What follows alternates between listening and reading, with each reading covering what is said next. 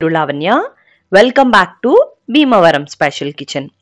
ఈరోజు నేను మీకు కాబోలి చెన్నా పకోడీని ఎలా ప్రిపేర్ చేసుకోవాలో చూపిస్తున్నానండి.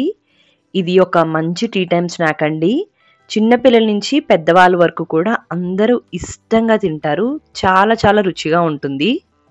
మనకి 1 వీక్ నుంచి 10 డేస్ వరకు కూడా నిల్వగా ఉంటుందన్నమాట. మరి దీని ప్రిపరేషన్ ఏంటో చూసేద్దామా? రెసిపీలోకి వెళ్ళే ముందు ఒక్క చిన్న లైక్ ఇవ్వండి, నాకు కూడా ఎంకరేజింగ్గా ఉంటుంది.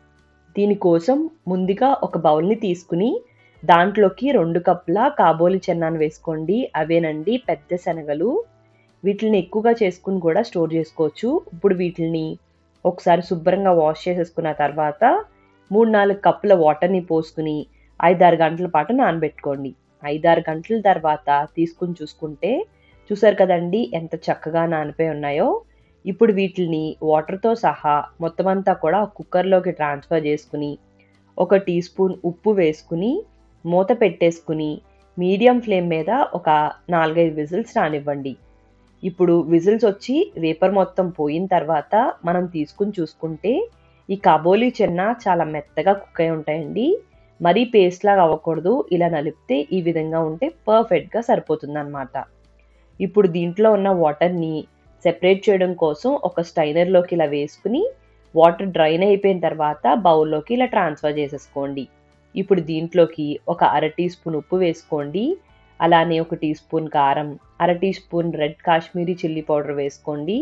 1/2 టీ స్పూన్ పసుపు, 1 టీ స్పూన్ ధనియాలు జీలకర్ర పొడి, 1/2 teaspoon garam masala, 1/2 teaspoon chaat masala, అలానే ఒక చెక్క నిమ్మరసం తీసుకుని దాన్ని కూడా మొత్తం అంతా కూడా పిండేసుకుని 1 టీ స్పూన్ అల్లం వెల్లుల్లి పేస్ట్ కూడా వేసుకుని ఒకసారి మసాలాలు, ఉప్పు, కారం మొత్తం అంతా కలిసేలాగా పట్టించుకోండి.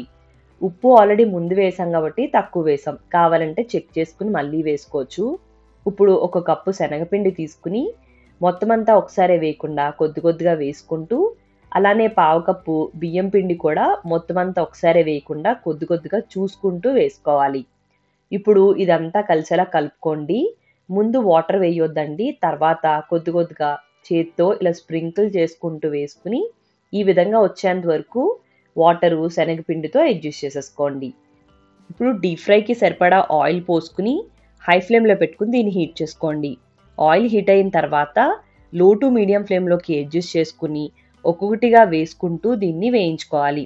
ఒక్కొక్కటిగా వేసుకోవడం వల్ల మనం వేయించుకున్న తర్వాత సెపరేట్గా వస్తాయి. ఇలా వేస్తున్నప్పుడు చేయి కనుక కాలిపోతుంది అనిపిస్తే ఇలా గరిటెతో కూడా వేసుకోవచ్చు అనమాట. అన్నీ వేసుకున్న తర్వాత ఒకసారి అటు ఇటు తిప్పుకోండి. అప్పుడు ముద్దలా కాకుండా ఇలా విడివిడిగా వస్తాయి. మధ్య మధ్యలో కలుపుకుంటూ వీటిని గోల్డెన్ బ్రౌన్ కలర్ వచ్చేంత వరకు కూడా లో టు మీడియం ఫ్లేమ్లో పెట్టుకుని వీటిని వేయించుకోవాలి. అంటే ఈ విధంగా ఈ కలర్ వచ్చేస్తే కనుక చాలా పర్ఫెక్ట్గా ఉంటుందండి. ఈ కలర్లో మనం తీసేసిన తర్వాత వేడికి ఇంకాస్త రంగు వస్తాయన్నమాట. ఇదే విధంగా అన్నిటిని కూడా వేయించేసుకోండి. ఆరిన తర్వాత వీటిని ఒక బౌల్లోకి ట్రాన్స్ఫర్ చేసుకోండి. గరిటెతో మనం ఆయిల్లోకి వేసే ముందుగా చేత్తో ఇలా అనుకుని వేస్తే అవి ముద్దగా కాకుండా విడివిడిగా వస్తాయన్నమాట.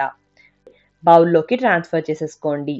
ఇప్పుడు అదే ఆయిల్లోకి చిల్లులు గరిటెని ఈ విధంగా పెట్టుకుని కరివేపాకుని కూడా వేసుకుని దీన్ని కూడా క్రిస్పీగా అయ్యేంత వరకు వేయించుకుని బౌల్లోకి ట్రాన్స్ఫర్ చేసుకుని అంతా కూడా కలిసేలాగా కలిపేసుకుని సర్వ్ చేసుకుంటే కాబోలి చెన్నా పకోడీ రెడీ.